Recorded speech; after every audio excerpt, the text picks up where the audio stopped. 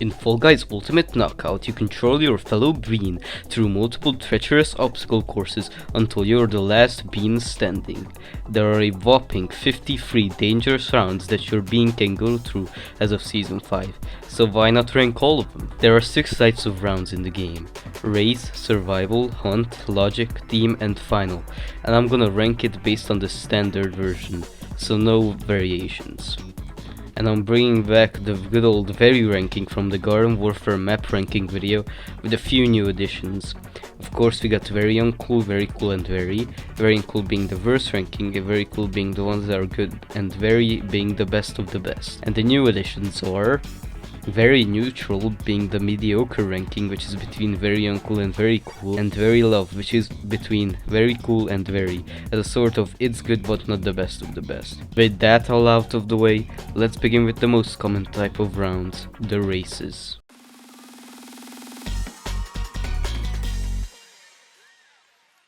We're gonna start with Season 1 and go up to Season 5. Our first round is Dizzy Heights.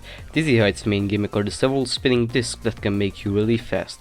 In the second part, you could avoid rolling balls that are being shot out of a cannon. In the third part, there are more spinning discs that the player have to jump to. If they fall, they have to go through a lower section consisting of rolling walls with gaps in them. It all ends with combining both the rolling balls and much slower spinning discs.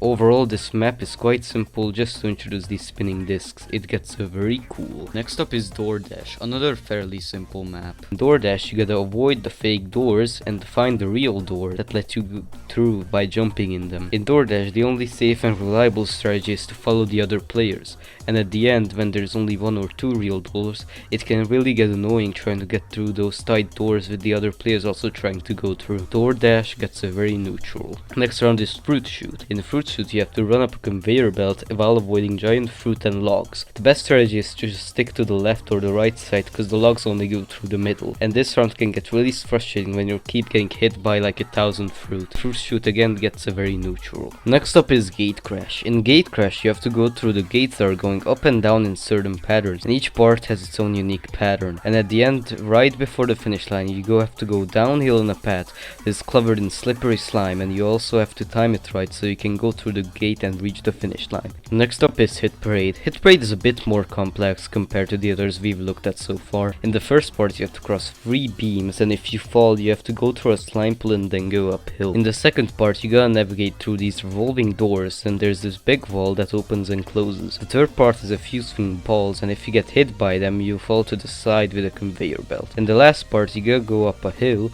that's covered in slime while avoiding moving bumpers. I like how each part has something different. With that, Hit Parades gets a very low. Next up is Seesaw. This round contains, you guessed it, a lot of seesaws. Of course, to win you gotta balance the seesaws to the point that you can jump to the next one. The level is fine, the problem are the other players. There's a lot of people that just don't know basic physics, which makes this level really frustrating and makes it not really fun to play. Seesaw gets a very neutral because of that. Next up is Slime Climb. Slime Climb is a long hill with many obstacles in the way. To make matters worse, there's also rising slime, so you gotta hurry so you don't get eliminated. The first part is fairly simple. You just gotta avoid some moving blocks that can push players. In the second part, you gotta avoid rolling balls. In the third part, the moving blocks return but with a different pattern. There's gaps between the moving blocks. In the fourth part, you gotta run through a conveyor belt with the addition of some bumpers. In the fifth part, you have to run through some narrow beams, and occasionally you have to avoid a player that is trying to push others off. Part 6 is a slime covered walk where you gotta avoid some hammers. Part 7 has a series of 4 faster moving blocks, and the home stretch is covered in slime where you gotta avoid bumpers and swing balls. This level is really fun, and I really like how you can just play it safe or you can risk it and use many shortcuts. Slime Climb gets the first ever very from me for its difficulty and fun factor. Next up is the Whirly Gig. Whirly Gig's main gimmick are the fans. The first part has a series of spinning beams that you have to jump over. In the second part, you have to go through an opening while avoiding a spinning fan. The third part is a row of 3 fans, then you have to go uphill on a conveyor belt and time it right so you don't get hit by the fan. And at the end, there's 3 paths. The ones on the left and the right are the safest but slowest paths, and the middle is a riskier path with a fast fan but is the fastest, giving a little risk and reward to the stage. The safest path has a series of spinning beams with gaps between them. Then you have to go on the last platform with a fast spinning beam. You have to jump to the uphill that is blocked by large windmill blades that move slowly, and sometimes making it impossible to cross. This is also very simple but fun. Really gets a very love. Next stage is Tiptoe. Tiptoe has a very large series of squares, some are fake and some are collidable, and the players have to find the right path to the finish. This stage is not that fun, it's better following the other players, and because of the tight space there's a very high chance that you'll just get pushed off and lose a lot of time, and that makes the level really frustrating. With that, this will be the first level to get a very uncool. Our next level is Night Fever. The first part contains 2 paths with swinging axes and holes in the floor. The second part is a series of logs with rolling, fast moving spikes on them that you have to avoid. The third part is an uphill that's covered in slime with more axes. The fourth section has another path with holes in them while you have to avoid 2 swinging thick bonkuses. And at the end, there's 3 drawbridges that open and close in a pattern. Overall, this map is really fun with a lot of obstacles and really showcases the mechanics and obstacles of Season 2. Night Fever gets a very. Next is Volgas. Volgas is fairly simple. There are 4 increasingly taller walls that you have to scale using different sized blocks. After a while, the walls start to lower to make it easier to scale them. This is one of the first times where grabbing onto ledges is actually useful though. It's sometimes a little buggy. Also, it can be really annoying when there's a guy moving the block away from the wall, or when there's a lot of people on one block and you just get pushed off. This level can be really frustrating sometimes. This is why I have a love and hate relationship with this level. It has a very fun and simple premise, but it gets kind of ruined with the weird physics. With that, Volgas gets a very neutral. Next level is Big Fans. Big Fans is another simple one. It has 4 parts, each consisting of several slow moving fans. You have to time your jumps to get to the finish line. It's a fine level, nothing wrong with it, so it gets a very cool. Next up is Freezy Peak. The Freezy Peak is a pretty cool one. The starting spawns are more spread out with 8 paths. First you avoid the boxing gloves, then a few flippers while a fan is blowing the player back. In the second part you have to go up a conveyor belt while avoiding snowballs that are being shot out of a cannon, and then you have to go up using a fan. In the third part you have to go up again using 2 fans while avoiding giant snowballs. When you make it up you have to avoid boxing gloves that can push you into some flippers that can throw you off the level. And at the end you have to go up a hill covered in conveyor belts, then at the top you have to go up using a fan, then walk towards the finish line on an icy road. This map can be fun, unless you make one mistake in the cannon and boxing gloves part, and there's no way to make a comeback and you'll most likely get eliminated. Freezy Peak gets a very cool because of that. Next is Skiffall.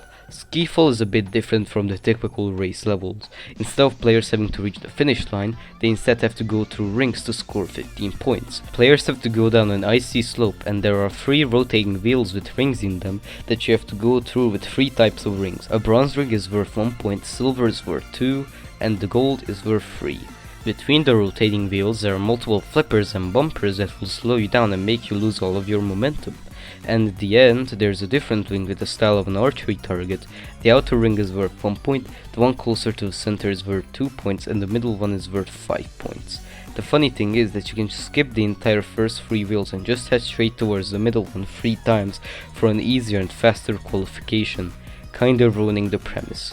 And sometimes the wonky physics and multiple beams pushing can make the level a bit frustrating. With that, Skiffall gets a very neutral. Next level is Tangerine, the so-called showcase level for Season 3. In the first section you have to go uphill in a very tight space while snowballs are being shot out of cannons.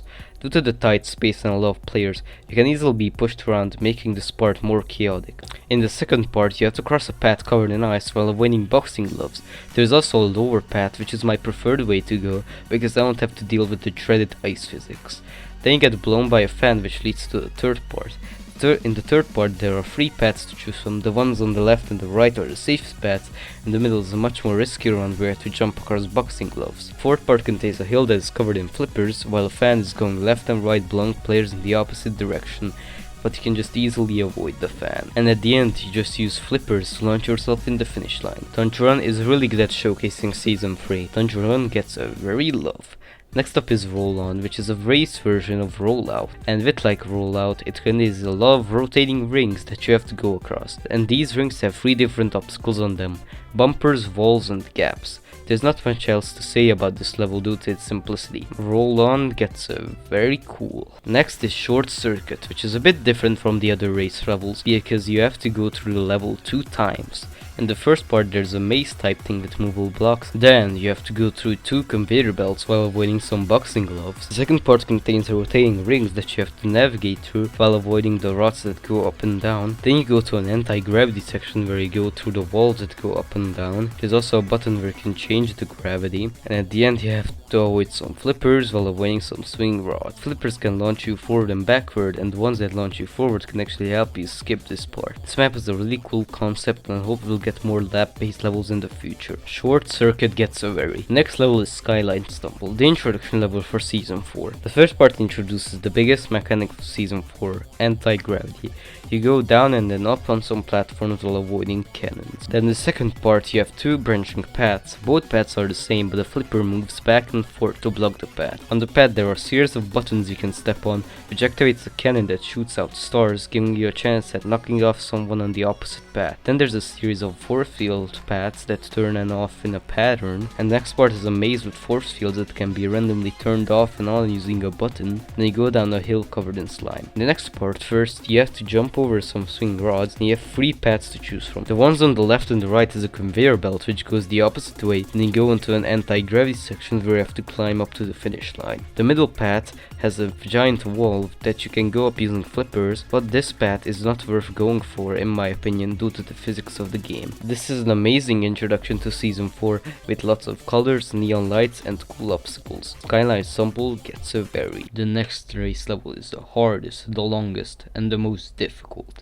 The Slime Scraper. Slime Scraper is basically Slime Climb 2, but much more difficult. In the first part you have to avoid a series of flippers, then you have to go across some force field bridges that turn on and off in a pattern. Then you use anti-gravity to get to the next part where you're on a conveyor belt and you have to avoid force field walls. Then you go uphill on another conveyor belt while avoiding boxing gloves. In the third part you go across some spinning plates while avoiding rods that go up and down. Then you go into another anti-gravity section where you're on a beam with 3 rotating fans. In the fourth part you're on a path covered in slime while avoiding swinging rods. Then you have to avoid some more rods, and at the end you jump across from conveyor belt to conveyor belt, then you go uphill covered in slime to reach the finish line. Damn, this level is just insane with so many things trying to knock you off in the slime that's just slowly rising. It's absolutely chaotic and I love it. Slime Scraper gets a very. Now let's move to the latest race levels from Season 5. Our first Season 5 level is Lily Leapers. This level is fairly simple. You just gotta jump from one bouncy lily pad to the next till you reach the finish line, each section making it more difficult of course. And if you continue a streak of bouncing on the little pads without touching the ground, you get a little celebration noise, which is always a pretty nice feeling. Leapers is a simple but fun level, it gets very low. Now let's check out the last race level, Treetop Tumble, the introduction level for Season 5. This level is quite interesting as there's 2 different paths to take. The bottom path is less dangerous but slower, and the upper path is faster but way harder. In the first section of the upper path you go up with some spinning plates while avoiding frogs to inflate.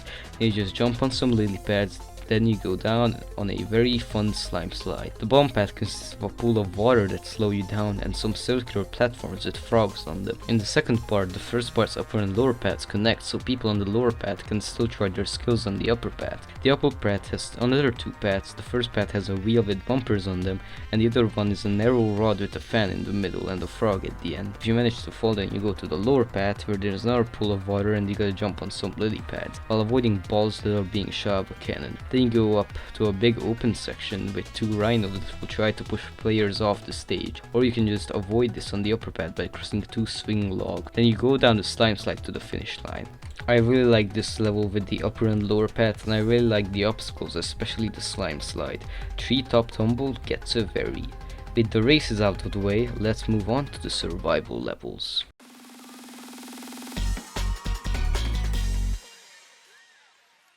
Our first survival level is Block Party. Block Party is fairly simple. You're on a platform and you just have to avoid some moving blocks, then later some beams appear between the blocks that you have to jump over. And at the end there's the cramped phase where two huge blocks come to make the space really cramped, and you have to avoid the moving blocks. This level can be fun unless the game's physics decide to make you stuck in the block or a beam. Block Party gets very cool. Next up is Jump Club. In Jump Club you are on a circle platform, and in the center there are two rotating beams, a slow moving big beam and a fast moving small beam. You have to jump over them to not get launched into the slime. The beams also get progressively faster to make things more chaotic. Another fine and simple one. It gets very cool because it's not as good as its final counterpart. The next level is Rollout, the first level in the Roll series. In Rollout there's a series of rings that you need to stay on to survive. If you fall in the slime, you of course get eliminated. Each ring has the same obstacles as in Roll On. Another fairly simple one, it gets very cool. Next is Snowball Survival. In Snowball Survival, you're in an icy ball while two giant snowballs roll around that you have to avoid so you don't fall down in one of the gaps into the slime. There's even ice that breaks when you step on it that will create more gaps to fall in. To be honest, it's fairly easy to avoid these snowballs, and I find this level kinda boring. Snowball Survival gets very neutral. Next up is Big Shots. You're on a seesaw and you have to avoid the projectiles that are being shot out of a cannon. This is another boring and easy one in my opinion. You can basically just stand still the whole time and you'll still qualify. Big Shot gets very neutral. And finally, for a change of pace, we're gonna look at the most complex survival level yet, Hoverboard Heroes. You start off in a hoverboard that slowly moves and you gotta avoid the obstacles in the way. In the first part you just avoid some moving beams, then you gotta avoid some projectiles just like in Big Shots, then you go on a free paths, the ones on the left and right consist of some flippers, and in the middle you go on some conveyor belts while avoiding another moving beam. Then you just wait for the hoverboard, then go down in a hill covered in slime. In the third part you go into an anti-gravity section and you have to go up while avoiding some more moving beams. And at the end you avoid some swinging beams and you launch yourself into the finish line using a flipper. This is a very interesting level where you have to hurry so you don't miss the moving hoverboard, but I wish the hoverboard was a bit faster. Nonetheless, this level is great, it gets a very love. And our last survival level is Stomping Grounds. In Stomping Grounds, you are on a large platform and you avoid free charging rhinos that will try to push you into the slime. There's also some lily pads around the arena which can save you if you're lucky enough. This level can get really intense with the angry rhinos, it gets very cool. With the survival levels out of the way, let's move on to the hunt levels.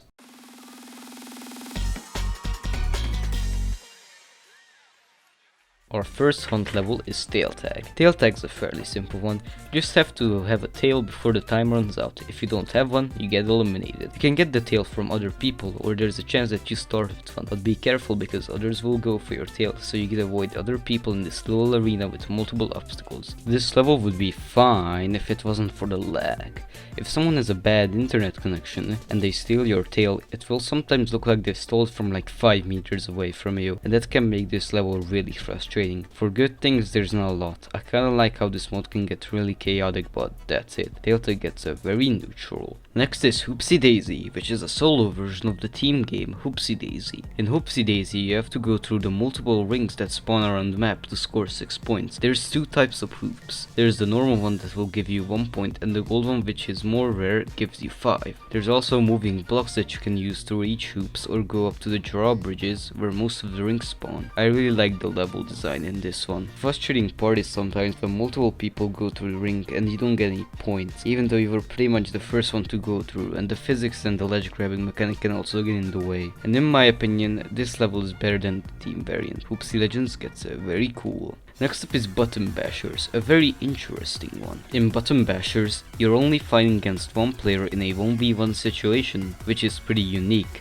In this mode, all you have to do is step on the buttons that light up before your opponent, and the person with the most points gets qualified. And there is even a harder to reach button as well, where you can use multiple ways to get there, like using a fan, a bridge, or anti-gravity. I really like the concept of this 1v1 level, and I hope we'll see more levels like this. Button Bashers gets very love. Next up is Bubble Trouble, a very fun one. The arena in this level is divided into 5 zones, each of them having different obstacles, like one has lily pads, one has a fan, etc. etc. And bubbles will spawn randomly in one of the two zones. Again, there's normal and gold bubbles, and you have to earn 15 points to qualify. And bubbles will spawn randomly in one of two zones. Again, there's normal and gold bubbles, and you have to earn 15 points to qualify. This level can be really fun to play, and I like how hard to reach the gold bubbles can be, making it more satisfying to get one. I also like how the level changes things by spawning bubbles in only two zones at a time. Bubble Trouble gets a vary. Our last hunt level is Penguin Pool Party, the solo variation of Penguin Pursuit, just like with Hoopsy Legends. In this level, some penguins spawn around the arena and you gotta hold one for long enough to earn points. If you earn 25 points, you'll qualify. The arena is full of water and it has multiple slime slides, but in my opinion this is not as good as the team version due to not being a lot of obstacles that can slow others down. Only the water can slow people down, but that's it. And multiple ways to slow down others is really needed for these types of levels, because you move slower when carrying an item, and being chased by someone who keeps grabbing you can be super frustrating. I'm gonna give Penguin Pool Party a very neutral. Now let's do a quick one before the last two. The only level type that has only one level: Logic.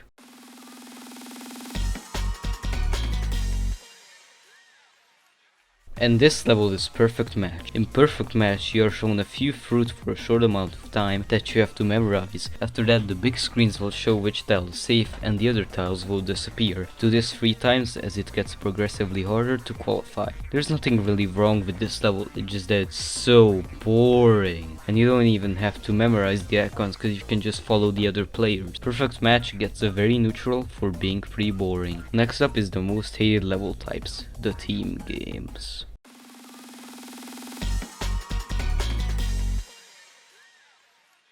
Our first team game is Egg Scramble. In Egg Scramble you have 3 teams and you and your team have to put eggs in your team's basket. Of course there's normal and gold eggs. Normal eggs worth 1 point while the gold ones worth 5 points. You can also go and attack the other team's basket and throw some eggs out so they lose points. But this can be really frustrating when your team is the victim and the other teams are just attacking your team's basket and you're the only one defending while your teammates do nothing. Egg Scramble gets a very neutral. Next is Fall Ball. Fall Ball is just football. 2 teams try to get the balls inside the opposite team's goal to score a point, and there's 2 balls at the same time to make things more interesting. But damn, this level can be really frustrating. This level mostly appears at the late game before a final due to the player limit only being 20, and there's a high chance that you're gonna lose just before a final, and that can be really annoying. Very uncool.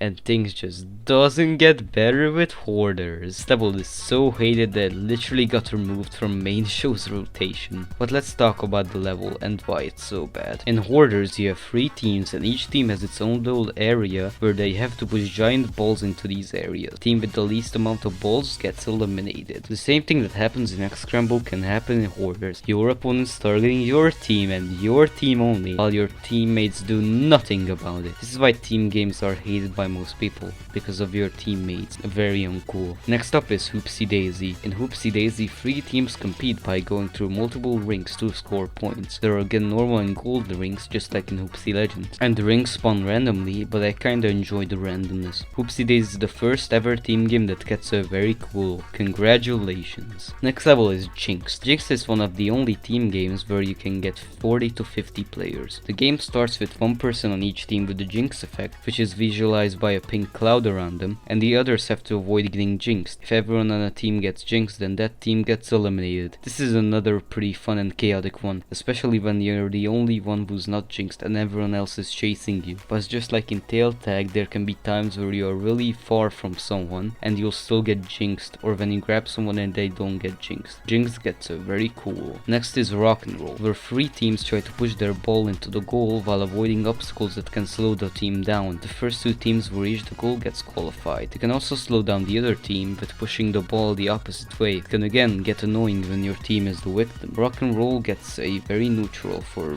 being kinda boring. And the last season 1 team game is Team Tail Tag, which is of course the team version of Tail Tag. Team Tail Tag is the only team game which has 4 teams, and sadly it's the only one which has the green team. In Team Tail Tag, some team members start with a tail and some don't, just like in normal Tail Tag. And you can steal other people's tails, and for some reason you can steal your own teammate's tail. And the team with the least amount of people who have a tail gets eliminated. The same problems appear with tail grabbing as in Team Tail Tag still being being annoying, but this level is better than the original because you don't even have to have a tail to qualify, which makes it already superior. Team tail tag gets very cool. Next level is X Siege, another level that just got removed from main show's rotation for some reason. X Siege is basically X Scramble again, but with a medieval team and obstacles, and the baskets are much larger and deeper, making it harder to throw eggs out, which already makes it better. It's a shame that this got removed because this is superior over X Scramble, and this is the one that I want to see in rotation again. X Siege gets very cool. Next up is Penguin Pursuit. This level has the first appearance of the penguins, the toy penguins, and in Penguin Pursuit, 3 teams try to get the most points by carrying the 3 penguins that are in the arena, while avoiding obstacles and opponents who try to steal the penguin. Team with the least amount of points gets eliminated. This level can get really chaotic when you're being chased by your opponents as you carry the penguin, but it can get really frustrating when someone's spamming the jump button while carrying it, because that can make grabbing the person harder. Even then, this mode can still be fun. Penguin Pursuit gets very cool. Next level is Snowy Scrap, where 3 teams push a giant ball into piles of snow to make their snowball larger. The first 2 people who reach 100% gets qualified. There are also boxing gloves in the arena which can be used to propel the ball across the arena. You can also slow down your opponents just like in rock and roll, which can be annoying if your team is being targeted. Snowy Scrap is just not that fun, to be honest. It's not as bad as something like Hoarders, but it's just not good. Snowy Scrap gets very neutral. And things just get worse because these next 2 team games are probably the worst one. Let's start with Basketball. Basketball is of course basketball. You have to carry the ball to the opposite team's 3 baskets, which are in a low gravity zone. There are again normal and gold balls, and yup, it's bad. The problem with basketball is that you move slower when carrying an object, and that makes it easier for your opponents to just grab you. Of course you also move slower in Penguin Pursuit, but at least there are obstacles that can slow opponents down and you can also trick them. But in basketball there are no obstacles and the arena is large. Very uncool. And things just get worse with Power Trip. Oh boy! In Power Trip, 2 teams have to recolor the floor tiles for the team. Kinda like Turf War in Splatoon, but you just walk and the team will cover the most tiles win. And you think that doesn't sound that bad until you realize that you have to carry these batteries to actually color the tiles, and not everyone gets a battery. And now you see why this level sucks. Of course you move slower again while carrying the batteries, and you're gonna be grabbed and chased a lot, just like in basketball. This level would be fine if they removed the batteries, but they just had to ruin it. Power Trip gets very uncool. And finally, let's look at the finals.